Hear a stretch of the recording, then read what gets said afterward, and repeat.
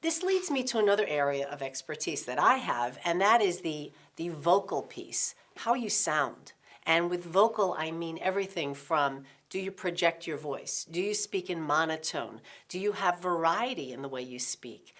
Are you pronouncing words clearly? Do you have an accent? All of these vocal aspects, as well as the uptalk, that's often very common when people talk and they raise their pitch when they're speaking, or just speaking at the bottom of their pitch range.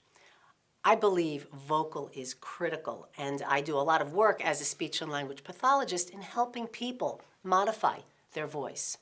But I know there is some research on some of the nonverbal. You had mentioned to me before about vocal, and I know that's not your primary area, but I know you know something about that. So what can you share with us? Sure. So one of the things that's actually coming out of our lab very recently is we're finding that people who are dominant individuals, so individuals who use aggression and intimidation to elicit fear. So for example, imagine you're working in a group with someone and there's a person in the group you just don't want to fight back with. It's not worth the energy, it's not worth the time, so you just let them have their way. So this would be an example of a person who rises to the top based on dominance.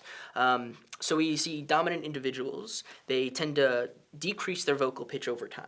So you'll hear that throughout the course of an interaction, the actual tone of their voice will go down. So this varies a bit from prestige. But that said, even generally speaking, as you're starting to talk about uptalk, one of the things that I think is most interesting about that is that's how we tend to finalize questions.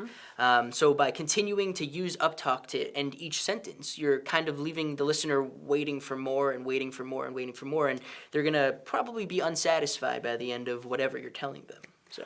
Or they don't sound confident in what they're saying. And that's often what I say. With the uptalk, it could be, I'm not finished, I have something more to say, but it also makes it sound like I'm not as confident.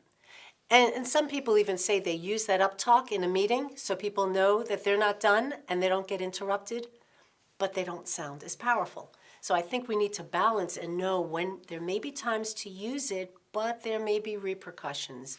If you introduce yourself and you say, hi, I'm Linda Wilner, I don't sound sure of myself. And what type of impression am I making there? Absolutely, and I think one of the reasons that people are going to sound like they're lacking confidence is because when we're asking questions, that's one of the situations where we tend to not know what we're talking about. So by ending each question, or excuse me, by ending each statement with a question, we make it clear that we're not really sure what we're saying, even though we're verbally saying that we know what we're talking about.